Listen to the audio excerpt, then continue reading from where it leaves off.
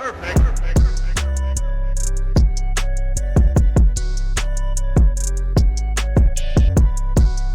happening, gang? It's your boy Retro back again with another reaction video. Yeah. Today we got another huge update. As we're now seeing witness testimony. Michael Cohen, one of the key witnesses of DA Alvin Bragg's that hush money case, putting a damper on this case even further. You know, his witness testimony has done nothing but hurt this case. He's a known perjurer, a known liar, and that's what he's done in this case up on the stand. Further hurt DA Alvin Bragg's case that shouldn't have been brought in the first place. Been saying it this whole time. This thing is heading straight towards a mistrial, guys. Excited to get this update today, though.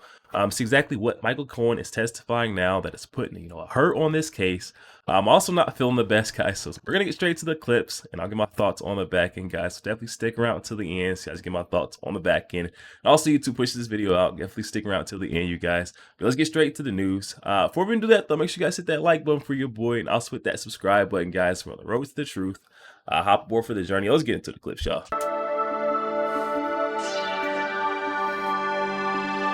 Hey guys, welcome to the Liberal Hive Mind, a channel solely focused on exposing the abundant hypocrisy of the left. Can anybody say bombshell? Well, at this point, I think it's no longer bombshell and it's more bombshells. I think that's more appropriate. It's bombshell after frickin' bombshell. One after another, they keep on dropping. All thanks to Alvin Bragg's prime witness, the guy who supposedly had the smoking gun, serial liar and convicted felon, Michael Cohen.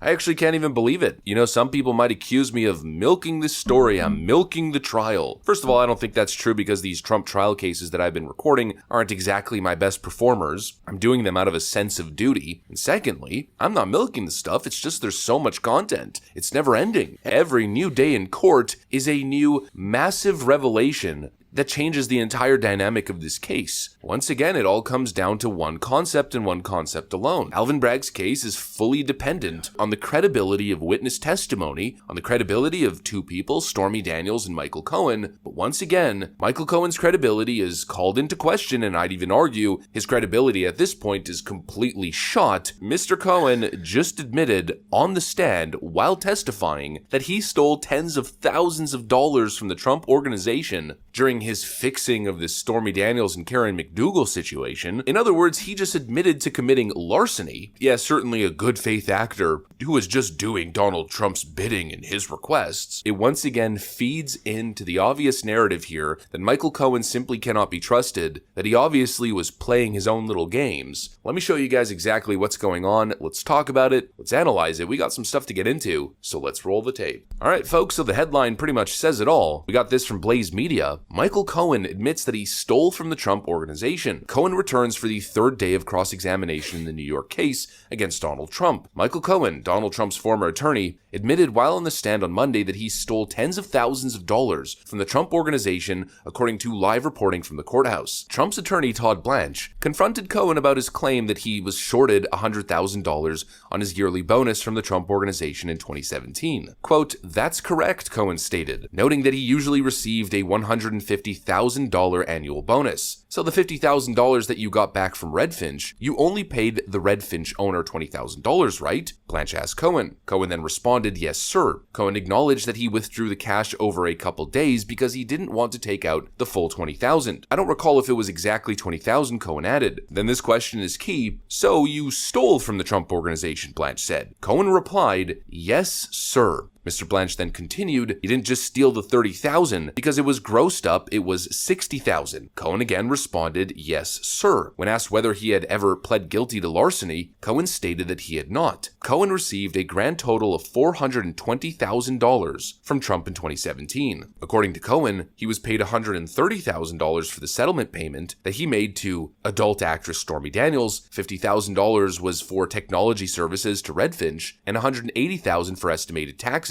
and a $60,000 bonus. However, Cohen admitted that he only paid Redfinch $20,000 and pocketed the rest. arrest. Despite allegedly admitting to the theft to the district attorney's office, he did not face any charges. Quote, "I was angered because of the reduction in the bonus, and so I just felt it was almost like self-help." Wow, just a great moral compass. I mean, the ethics of this man, just amazing. And again, $130,000 to have my bonus cut by 2/3 was very upsetting, to say the least. Alright, so there's some very interesting things to talk about here. The first and most obvious point is the issue of credibility. Michael Cohen once again reveals himself to be a liar and a criminal, a thief. That obviously cannot go understated in these matters. He is not a credible witness, and the idea that they're building this case showing Donald Trump as the key orchestrator based on what Michael Cohen is saying, I think that argument ends today if it didn't end a long time ago. Obviously, Michael Cohen was the one orchestrating all of this. Michael Cohen is not only the fixer, but he's also the great manipulator. Obviously was playing his own little game for his own benefit. There's so many angles here. It's not just the fact that he was stealing, but it's also his discontent. You know, obviously he had ulterior motives. He wanted a key position at the Trump White House. He wasn't given that position. And as Mr. Costello, his former legal counsel, even admitted, that bothered him a lot, and it formed in resentment. Well, now we're also learning that he was angry about the size of his bonus. Well, considering all of this stuff that was stacking up that was clearly bothering Michael Cohen, it could lead one to presume that Michael Cohen was attempting to stitch up his former boss, that this whole thing was all orchestrated to throw Donald Trump under the bus, to set him up or to get something on him, which he now may be using to take him down, especially considering the fact that Mr. Costello also testified that Michael Cohen never even believed Karen McDougal or Stormy Daniels' stories, but he took on the issue himself personally and dealt with them because he's, quote, the fixer, and he wanted to get back in Donald Trump's favor or possibly land himself in a White House position. And obviously nothing was really working for Michael Cohen, and so in his anger he continued to backstab President Donald Trump, steal from him, scheme against him behind the scenes. There's an obvious hatred, there's an obvious angle of revenge, and again it all piles up around the same concept we've been talking about, a total lack of credibility. It's unbelievable at this point. I mean, literally unbelievable. There's no way an impartial jury can convict here. And actually another interesting element now, as pointed out by CNN's legal analyst, Mr. Eli Honig, a possible double standard. I think the revelation, though, this morning about the theft of $30,000, which was doubled because they covered his taxes, so $60,000, it came out in a glancing, unclear way on direct. It came out like a bomb earlier today.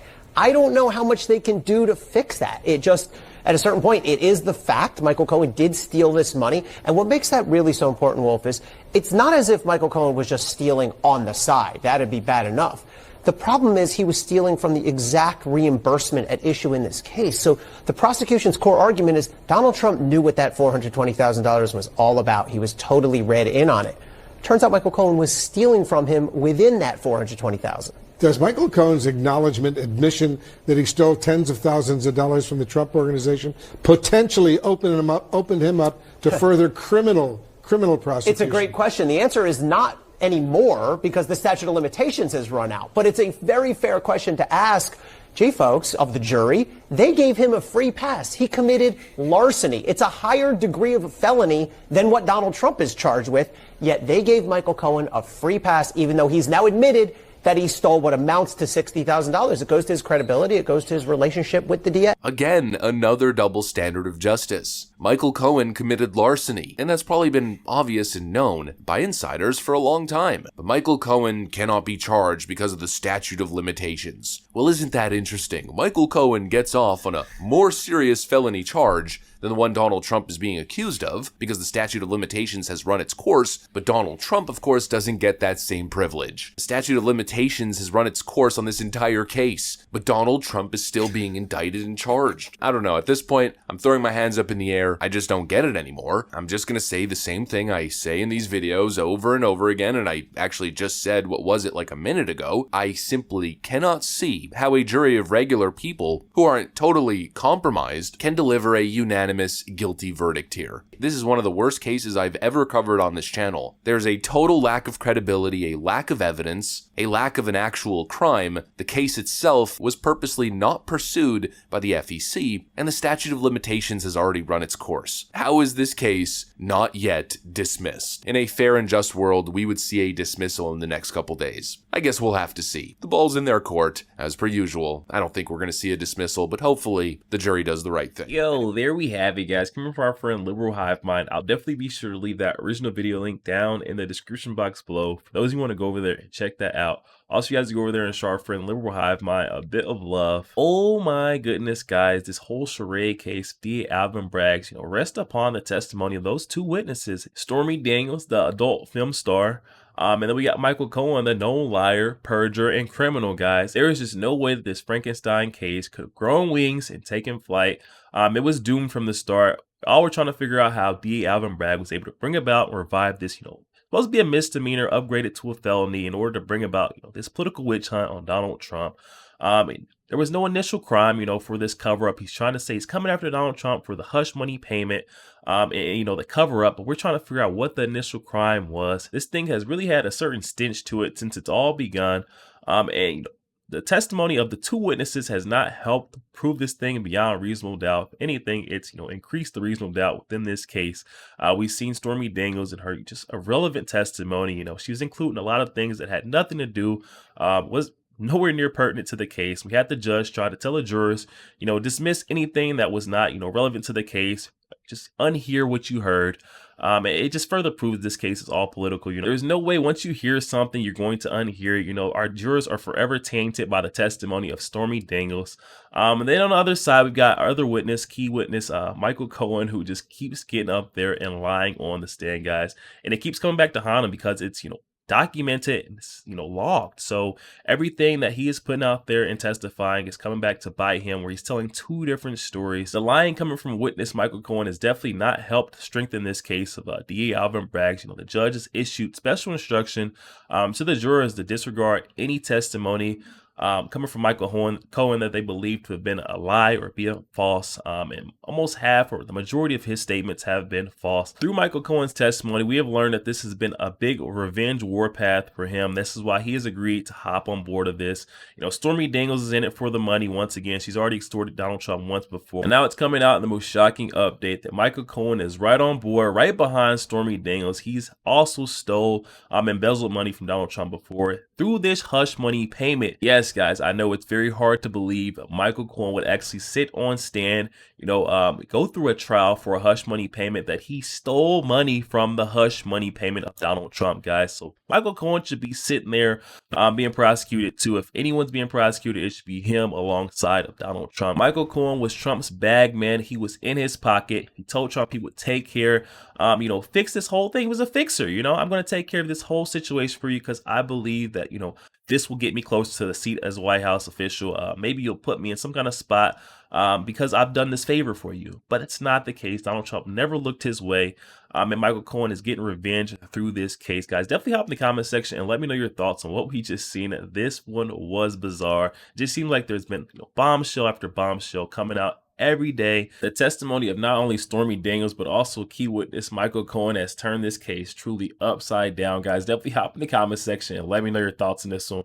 What do you guys think? We'll see this one getting tossed out. There's not even a question of whether or not it's getting tossed out. There is no way possible that we're going to see this through the finish line. I just refuse to believe it. Guys, definitely hop in the comment section and let me know your thoughts, especially if you guys think otherwise. Definitely hop in the comment section and let me know your thoughts. I also want to take a little bit of time at the end of this video, guys, celebrating our 1-year anniversary. This is why I wanted to do this video. I had to come out here today and at least record one video, guys, because you guys have been behind me through this whole thing, pushing me on for this whole year. I truly want to thank everyone. Love you guys for all the support. It's been, just an outpour, guys, just from everywhere. We started on music, got interest, kind of got peaked in politics, and we haven't stopped since, guys. And you guys have been just with me, rocking it ever since. So I definitely want to take a little bit of time to thank each and every one of you guys for showing up every day and supporting your boy, guys. Definitely make sure you guys hit that share button. Keep sharing your boy out to all your Facebook friends. Truly believe in the telephone, tell a friend that tells a friend that tells a friend system. It really does work, guys. Make sure you guys are mentioning your boy RetroStef. Also, make sure you guys are hitting that like button. It doesn't cost one thing, guys. Hit that like button for your boy. And if you haven't already, hit that subscribe button. We're on the road to the truth, guys. Hop aboard for the journey. I'll catch you guys on the next one.